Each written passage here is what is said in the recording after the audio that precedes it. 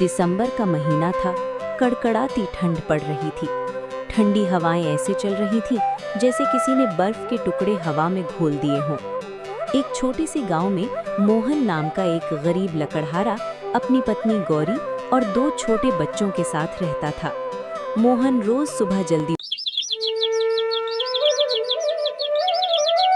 उठकर जंगल जाता, वहां से लकड़ियां काट कर लाता और उन्हें बाजार में बेचकर अपना पेट पालता था।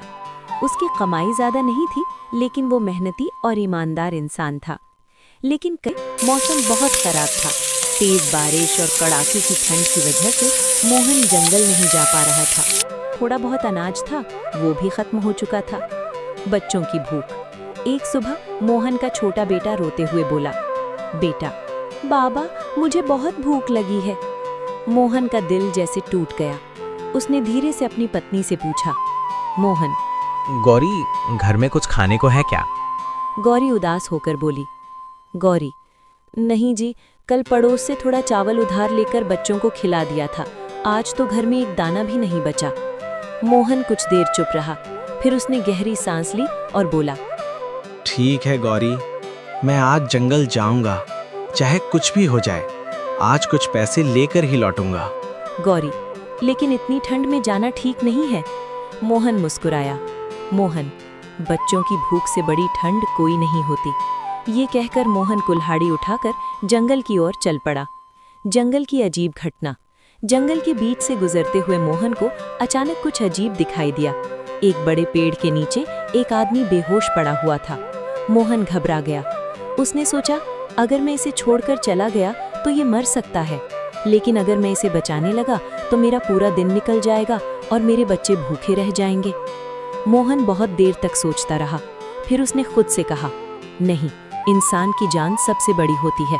मोहन ने उस आदमी को अपने कंधे पर उठाया और गांव के वैद्य की बात। वैद्य ने उस आदमी की जांच की। कुछ देर बाद उन्होंने कहा, वैद्य, अगर तुम इसे थोड़ी देर और देर से लाते तो इसकी जान चली जाती। मोहन ने राहत की सांस ली। वैद्य ने पूछा, वैद्य, तुम जानते हो ये कौन है? मोहन बोला, नहीं वैद्य जी, मुझे तो ये जंगल में बेहोश मिला था। वैद्य बोले, ये पास के शहर के बहुत बड़े व्यापारी सेठ धनराज हैं। मोहन ये सुनकर हैरान रह गया। वैद्य ने कहा, तुम चाहो तो इनसे बहुत पैसे मिल सकते हैं। मोहन मुस्कुराकर बोला, मैंने किसी इनाम के लिए इनकी जान नहीं बचाई। ये कहकर वो चुपचाप वहां से चला गया। रात जब मोहन घर पहुंचा तो बच्चे फिर भूखे बैठे थे। गौरी ने पूछा, गौरी, आज कुछ पैसे मिले? मोहन ने सिर झुका लिया और सारी बात बता दी। गौरी मुस्कुराई और बोली, गौरी, आपने बहुत अच्छा किया। भगवान अच्छे काम का फल जरूर देता है। रात पूरा परिवार सिर्फ पानी पीकर सो गया। अगले दिन की सुबह। अगली सुबह जब सेठ धनराज को होश आया तो वैद्य ने उन्हें सारी बात बता दी। सेठ ने तुरंत कहा, सेठ धनराज, जिस आदमी ने मेरी जान बचाई है, मैं उसे ढूंढकर जरूर धन्यवाद दूंगा।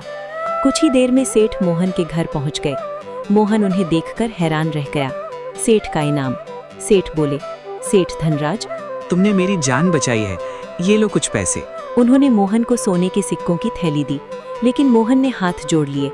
मोहन, नहीं सेठ जी, मैं पैसे नहीं लूंगा। अगर देना ही है तो मुझे काम दे दीजिए। मोहन की ईमानदारी से बहुत खुश हुए। उन्होंने कहा, सेठ, आज से तुम इस गोदाम में काम करोगे। की चाल। सेठ के गोदाम में एक मुनीम था, कैलाश। वो कई सालों से गोदाम से चोरी कर रहा था। जब उसे पता चला कि मोहन अब सेठ का भरोसेमंद आदमी बन गया है तो वो डर गया।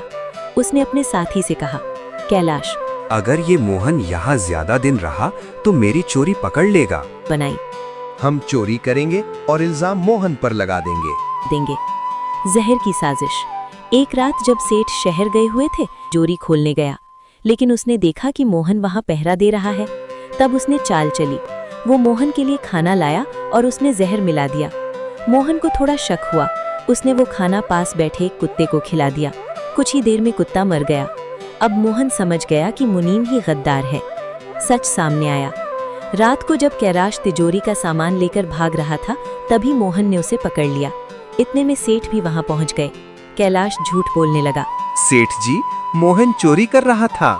मोहन शांत स्वर में बोला, सेठ जी, सच जानना है तो मेरे साथ आइए। वो उस जगह ले गया जहाँ कुत्ता मरा पड़ा था। सब सच सामने आ गया।